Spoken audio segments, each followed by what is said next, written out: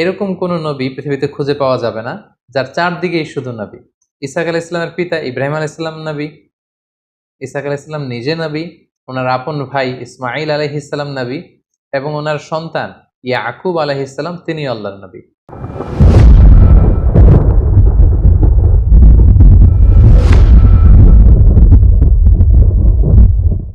আসসালামু আলাইকুম ওয়া রাহমাতুল্লাহি ওয়া বারাকাতুহু। নাহমাদুহু ওয়া নুসাল্লি আলা রাসূলিহিল কারীম। আম্মা বা'দু ফাআউযু বিল্লাহি মিনাশ শাইতানির রাজীম। বিসমিল্লাহির রহমানির রহিম। সাইয়্যিদুনা ইসহাক আলাইহিস সালাম কালামুল্লাহ মাজিদে বর্ণিত ২৫ জন নবীর মধ্য থেকে উনি একজন অন্যতম নবী। তিনি ছিলেন ইব্রাহিম আলাইহিস সালামের ছোট সন্তান এবং তিনি ছিলেন ইব্রাহিম আলাইহিস সালামের প্রথমা স্ত্রী সারার গর্ভজাত একমাত্র পুত্র, যিনি ইসমাঈল আলাইহিস সালাম থেকে বয়সে ১৪ বছরের ছোট। এবং ইসহাক আলাইহিস সালামের জন্মের সুসংবাদ আল্লাহ তাআলা ফেরেশতাদের মাধ্যমে ইব্রাহিম আলাইহিস সালামকে জানিয়েছিলেন এবং এই কথাগুলো খুব অত্যন্ত আকর্ষণীয় ভঙ্গিতে কালামুল্লাহ মাজিদের বিভিন্ন সূরাতে উল্লেখ হয়েছে। সে ব্যাপারে আমরা শুনবো ইনশাআল্লাহ। আল্লাহ তাআলা ইসমাঈল আলাইহিস সালামকে দিয়ে যেমনি মক্কাতে তাওহীদের দাওয়াতকে তিনি ছড়িয়ে দিয়েছেন, অনুরূপভাবে ওনার ছোট ভাই ইসহাক আলাইহিস সালামকে নবুয়ত দেওয়ার মধ্য দিয়ে তিনি শাম দেশের বিস্তীর্ণ এলাকাতে তাওহীদের বাণীকে ছড়িয়ে দেওয়ার ব্যবস্থা করেছিলেন। এবং সবচেয়ে মজার ব্যাপার হচ্ছে, এই পৃথিবীতে ইসহাক আলাইহিস সালাম হচ্ছেন এমন একজন নবী যিনি নিজে নবী, ওনার পিতা নবী, ওনার ভাই নবী, ওনার ছেলেও নবী। অর্থাৎ এরকম কোন নবী পৃথিবীতে খুঁজে পাওয়া যাবে না যার চারদিকেই শুধু নবী। ইসহাক আলাইহিস সালামের পিতা ইব্রাহিম আলাইহিস সালাম নবী, ইসহাক আলাইহিস সালাম নিজে নবী, ওনার আপন ভাই ইসমাঈল আলাইহিস সালাম নবী এবং ওনার সন্তান ইয়াকুব আলাইহিস সালাম তিনি আল্লাহর নবী।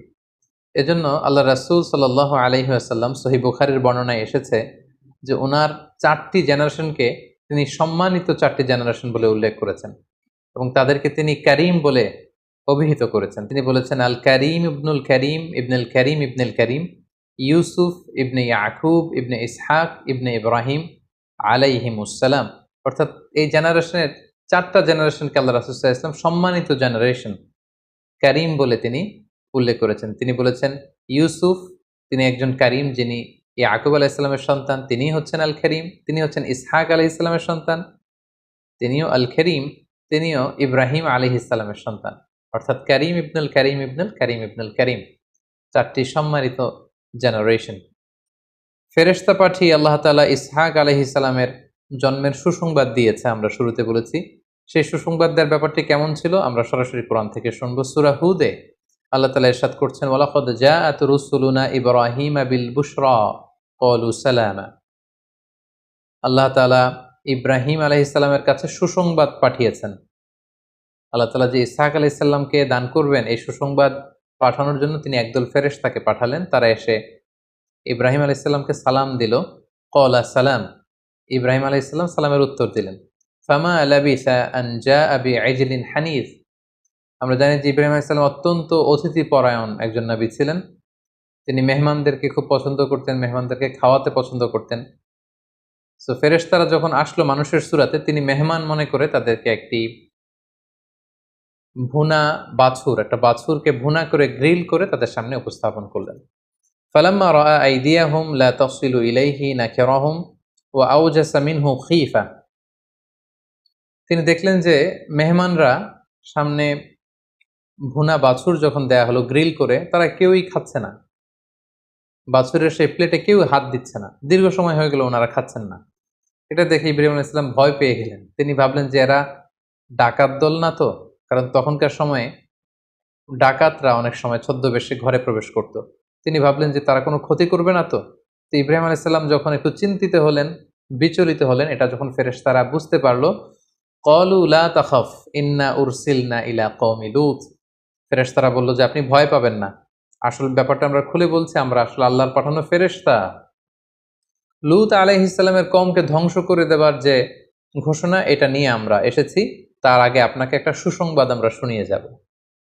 ওয়ামরাআতুহু কাইমাতুন ফাদাহিকাত ফাবাশশারনাহা বিইসহাকা ওয়া মিন ওয়ারাই ইসহাকা ইয়াকুব।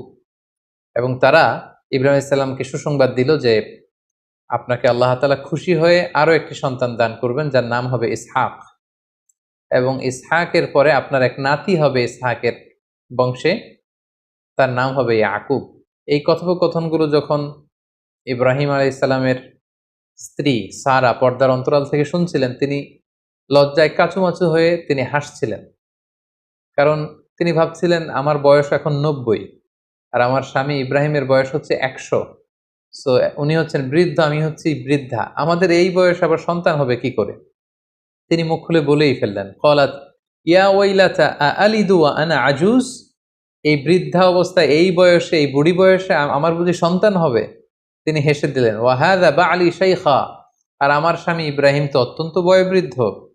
ইন্না হাযা লাশাইউন আজীব, এটা তো অনেক আজীব একটা ব্যাপার, আশ্চর্যের ব্যাপার, কি করে আমার সন্তান হবে? ক্বালু, ফেরেশতারা বলল, আতা'জাবিনা মিন আমরিল্লাহ, আল্লাহর কোনো আদেশে, আল্লাহর কোনো ব্যাপারে আপনি আশ্চর্য হচ্ছেন? আল্লাহর পক্ষে তো সবই সম্ভব। রাহমাতুল্লাহি ওয়া বারাকাতুহু আলাইকুম আহলাল বাইত, আপনাদের পুরো ফ্যামিলির উপর আল্লাহ তাআলার রহমত এবং বরকত। ইন্নাহু হামিদুম মাজিদ, নিশ্চয়ই তিনি প্রশংসিত, তিনি মহিমান্বিত। তো এভাবে ফেরেশতা পাঠিয়ে একজন সন্তান যে আল্লাহ তাআলা দান করবেন, ফেরেশতা পাঠিয়ে তিনি চমৎকার ভঙ্গিতে আগাম সুসংবাদ দিয়েছেন। আল্লাহ বলেছেন যে, হে ইব্রাহিম, তুমি তোমার সন্তান ইসমাইলকে কুরবানি করার জন্য উদ্ধত হয়েছিলে, খুশি হয়ে তোমাকে আমি আরো একটি সন্তান দান করলাম, যার নাম হবে ইসহাক। এবং অন্য একটি আয়াতে সূরাতুল আম্বিয়াতে আল্লাহ ইরশাদ করছেন, ওয়া ওয়াহাবনা লাহু ইসহাক ওয়া ইয়াকুবা নাফিলাতান ওয়া কুল্লান জাআলনা সলিহিন। অর্থাৎ হে ইব্রাহিম, আপনি যখন সন্তান চেয়েছিলেন, দোয়া করেছিলেন, আমি ইসমাইলকে দান করেছি। কিন্তু ইসহাকের জন্য কিন্তু আপনি দোয়া করেননি, বরং এটাকে আমি অতিরিক্ত নাফিলাতান লাক, ইসহাককে আমি আপনার জন্য দান করছি অতিরিক্ত হিসেবে, এবং ইসহাকের সন্তান হবে ইয়াকুব। এগুলো সবগুলোই হচ্ছে অতিরিক্ত, একটা স্পেশাল মার্সি এবং ব্লেসিংস আপনার প্রতি। ওয়াজআলনাহুম আইম্মাতান ইয়াহদুন, এবং তাদেরকে I am gonna make them leader of the উম্মাহ, গোটা উম্মার তারা লিডার হবে, তারা গোটা বিশ্বের মানুষকে হেদায়েতের বাণী দিয়ে আলোকিত করবে। এবং সাইয়েদনা ইব্রাহিম আলাইহিস সালাম যখন এই সুসংবাদ শুনলেন, তিনি অত্যন্ত খুশি হলেন, পাশাপাশি তিনি অ্যামেজড হলেন, অবাক হলেন যে আমি 100 বছর বয়স, আল্লাহ তাআলা আবার আমাকে সন্তান দিবেন। তিনি শুকরিয়া আদায় করলেন। তিনি বললেন, আলহামদুলিল্লাহিল্লাযী ওয়াহাবা লি আলাল কিবারি ইসমাঈল ওয়া ইসহাক ইন্না রাব্বী লাসামিউদ দুআ। প্রশংসা সেই সত্তার, সে আল্লাহর, যিনি এই বুড়ো বয়সে, এই বার্ধক্যে উপনীত অবস্থায় তিনি আমাকে দুটি সন্তান দিচ্ছেন। ইসমাইলকে তো দিয়েছেন, তার 14 বছর পরে তিনি ইসহাককে দান করার এই সুসংবাদ তিনি আমাকে শোনাচ্ছেন। সাইয়েদনা ইসহাক আলাইহিস সালামের ব্যাপারে আলাদা করে কোনো ঘটনা কালামুল্লাহ মাজিদে উল্লেখ পাওয়া যায় না, বরং অন্যান্য নবীদের সাথে মিলিয়ে আল্লাহ তাআলা সাইয়েদনা ইসহাক আলাইহিস সালামের ব্যাপারে বিভিন্ন আয়াতে তিনি কথা বলেছেন। যেমন সূরা নিসা আল্লাহ তাআলা ইরশাদ করছেন, ইন্না আওহাইনা ইলাইকা কামা আওহাইনা ইলা নূহি ওয়ান নাবিয়িনা মিন বা'দিহি ওয়া আওহাইনা ইলা ইব্রাহিমা ওয়া ইসমাঈলা ওয়া ইসহাক ওয়া ইয়াকুবা ওয়াল আসবাত। এই আয়াতে আল্লাহ বলছেন, হে নবী, আমি আপনাকে যেমনি ওহী দান করেছি, নূহ আলাইহিস সালাম এবং অন্যান্য নবীদেরকে যেমনি আমি ওহী নাজিল করেছি তাদের উপর, আপনার কাছেও ওহী নাজিল করেছি। পাশাপাশি আমি ইব্রাহিমকে ওহী করেছি, তার ছেলে ইসমাইলকে ওহী করেছি, ইসহাকের প্রতিও আমি ওহী করেছি বা প্রত্যাদেশ করেছি। এভাবে অন্যান্য অনেক নবীদের সাথে মিলিয়ে আল্লাহ তাআলা ইসহাক আলাইহিস সালামের কথা উল্লেখ করেছেন। পাশাপাশি সূরাতুস সাদে আল্লাহ তাআলা বলছেন, ওয়াযকুর ইবাদানা ইব্রাহিম ওয়া ইসহাক ওয়া ইয়াকুব। স্পেশালি আল্লাহ তাআলা 3 জন নবীর কথা উল্লেখ করলেন। আল্লাহ বললেন, হে নবী, আপনি আপনার কোরআনে এবং কুরাইশদের কাছে আমার বিশেষ 3 জন নবীর কথা উল্লেখ করুন। একজন হচ্ছে ইব্রাহিম, আরেকজন হচ্ছে ইসহাক, আরেকজন হচ্ছে ইয়াকুব, অর্থাৎ নাতি, ছেলে এবং বাবা। 3 জেনারেশনকে আল্লাহ একসাথে উল্লেখ করলেন এবং বললেন, উলিল আইদি ওয়াল আবসার, তারা হচ্ছেন উলিল আইদ মানে শক্তিশালী। এই 3 জন নবী কোন দিক থেকে শক্তিশালী? আল্লাহর আদেশ বাস্তবায়নে তারা খুব শক্তিশালী ছিলেন। ওয়াল আবসার, তারা ভিশনারি ছিলেন, তারা চিন্তাশীল ছিলেন, তারা দূরদৃষ্টি সম্পন্ন ছিলেন। আল্লাহ তাআলা বলছেন, ইন্না আখলাসনাহুম বিখালিসাতিন যিকরাদ দার, তারা এমন নবী যাদেরকে আখিরাতের জন্য আমি খালেস ভাবে তৈরি করেছি, অর্থাৎ দুনিয়াতে থেকেও তারা দুনিয়া নিয়ে পেরেশানি ছিলেন না। কি করে আখিরাতের কল্যাণ হবে, কি করে আখিরাতে সফল হওয়া যায়, এ নিয়ে তারা সবসময় চিন্তিত থাকতেন। ওয়া ইন্নাহুম ইনদানা লামিনাল মুস্তাফাইনাল আখিয়ার, and they are the chosen personality to me. যে তিনজনের কথা বললেন, আল্লাহ বললেন যে তারা হচ্ছে আমার কাছে চুজেন, মনোনীত, পছন্দনীয়। সুবহানাল্লাহি বিহামদি। এভাবে অন্যান্য নবীদের সাথে মিলিয়ে বিভিন্ন আয়াতে আল্লাহ তাআলা ইব্রাহিম আলাইহিস সালামের ছোট ছেলে ইসহাক আলাইহিস সালামের ব্যাপারে তিনি উল্লেখ করেছেন। ইসহাক আলাইহিস সালামের দাওয়াতি কাজের ব্যাপারে যদি কথা বলতে হয় তাহলে আমরা বলবো যে তিনি শাম দেশে মানে ফিলিস্তিনের বিস্তীর্ণ এলাকায় সেখানকার অধিবাসীদের মাঝে তিনি তাওহীদের দাওয়াত দেন, রিসালাতের দাওয়াত দেন, আখিরাতের দাওয়াত দেন এবং সেখানকার অধিবাসীদের মাঝে তার বাবা ইব্রাহিম আলাইহিস সালামের রেখে যাওয়া মিল্লাতে ইব্রাহিম এবং দ্বীনে হানিফের তিনি আবাদ করেন। অর্থাৎ ইব্রাহিম আলাইহিস সালাম যে দাওয়াত দিচ্ছিলেন সে দাওয়াতেরই পূর্ণতা দান করেন সাইয়েদনা ইসহাক আলাইহিস সালাম।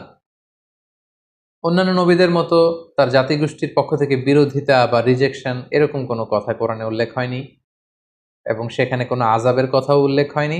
সাইয়েদনা ইব্রাহিম আলাইহিস সালামের ফুটস্টেপকে ফলো করে সাইয়েদনা ইসহাক আলাইহিস সালাম কানানের, ফিলিস্তিনের, শাম দেশের বিস্তীর্ণ এলাকা জুড়ে তিনি তাওহীদের রিসালাতের দাওয়াত দিয়ে দিয়ে তিনি তার জীবনকে অতিবাহিত করেছেন এবং তিনিও তার পিতার মতো সে ফিলিস্তিনে ইন্তেকাল করেছেন এবং সাইয়েদনা ইব্রাহিম আলাইহিস সালামের কবরের পাশে সাইয়েদনা ইসহাক আলাইহিস সালামকে কবর দেওয়া হয়েছে এবং স্থানটি এখনো আল খালিল জায়গা নামে পরিচিত এবং যে খালিল নামকরণটি বা নামটি সাইয়েদনা ইব্রাহিম আল খালিলের নামের সাথে মিলিয়েই খালিল এলাকা হিসেবে চিহ্নিত হয়েছে।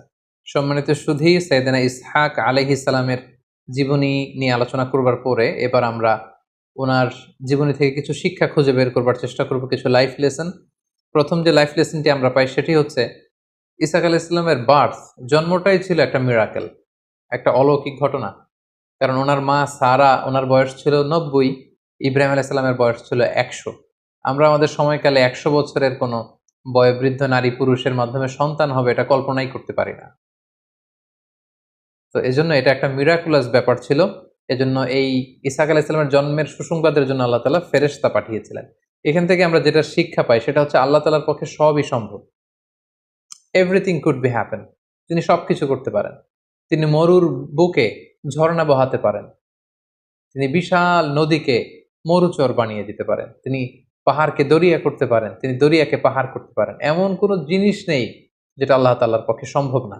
তার চাক্ষুষ জলজন্ত প্রমাণ হচ্ছে সাইয়েদনা ইসহাক আলাইহিস সালাম জন্মগ্রহণ করেছেন এমন বয়সে যখন ইব্রাহিম আলাইহিস সালাম বয়োবৃদ্ধ, যখন তার মা সারাও বৃদ্ধা।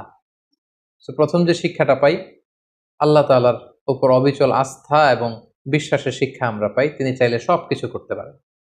দ্বিতীয় যে শিক্ষাটি আমরা পাই সেটা হচ্ছে বিশ্বাসী হিসেবে আমাদের কখনো হতাশ হওয়া ঠিক না। আল্লাহ তাআলা বলছেন লা তাইয়াসু মির রাউহিল্লাহ, আল্লাহর রহমত থেকে নিরাশ হয় না। বিশ্বাসীরা কখনো হতাশ হয় না, তারা কখনো নিরাশ হয় না, তারা কখনো হাল ছেড়ে দেয় না, তারা ভরসা রাখে আল্লাহর উপর।